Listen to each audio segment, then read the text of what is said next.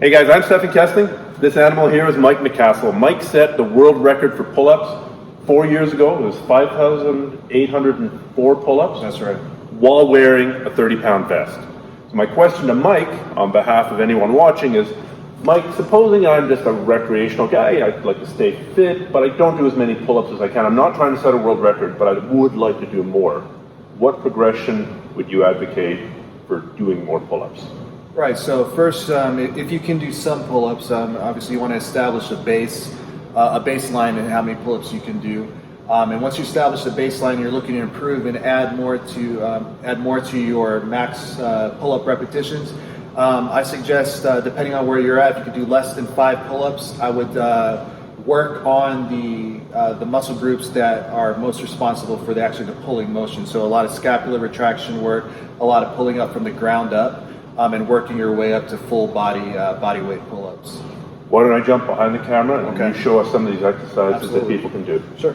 If you cannot pull your body weight up, if you can't do like a single body weight pull-up, you want to start by reducing the amount of mass that you're going to pull up, and focus on the proper mechanics of the pull-up, which has to do with pulling your shoulder blades back and down. So it's a process called scapular retraction. Okay. So you want to take a grip on the bar that's about shoulder width apart, all right?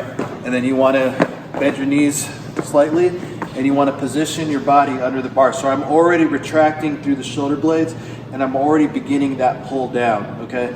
My feet are on the ground, which is eliminating a portion of my body weight, and it allows me to focus on this retraction and pull up.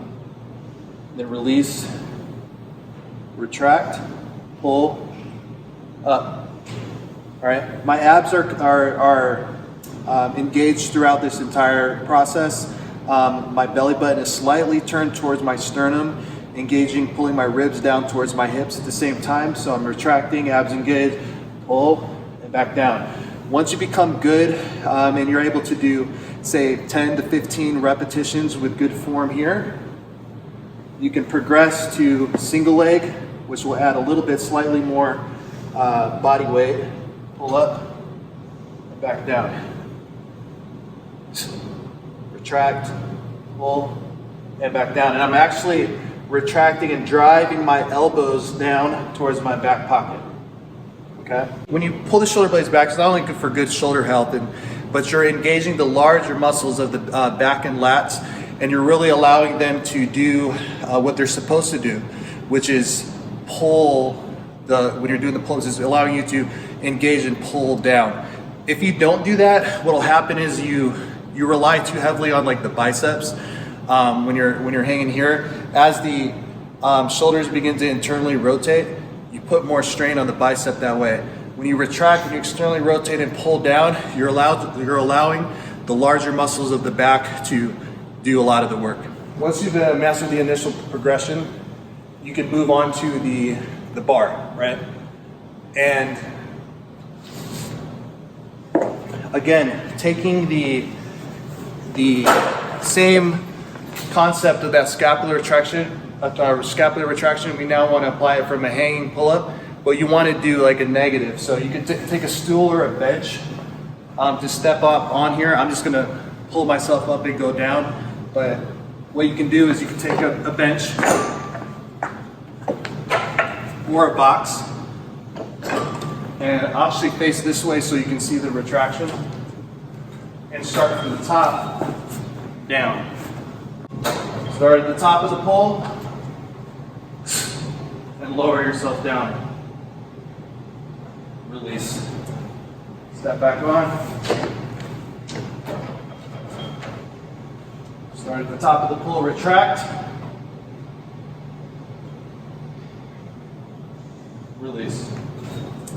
And once you're able to do a set of, say, 10 of those negatives with good form, keeping that retraction, keeping that stability through the core, you can then progress to pulling yourself up and do a standard pull-up.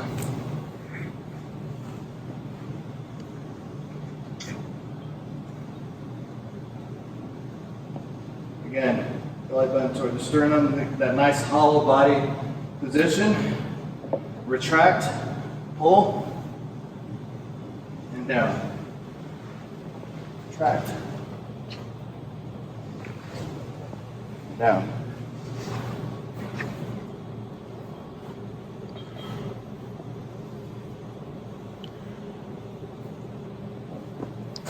So somebody gets to about 10 pull-ups here, Mike, but they want to take it to 20. This will be the final question. What would they focus on in Then their... you need to increase the intensity. So I would incorporate weighted pull-ups at that point. So when you start going into the higher volume pull-ups, you want to start increasing the intensity. Unless you're trying to break a record where you would just do body weight pull-ups for 5-6 hours. But and you've been there and you've done that. if you don't have 5 hours to spend, a way to improve the amount of total pull-ups you can do is to add weight to it. So one way to do it, slide your foot under a kettlebell, put your foot in dorsiflexion, and maintain good, still structural posture through the back. So I still want to retract all the things that I did initially, and back down.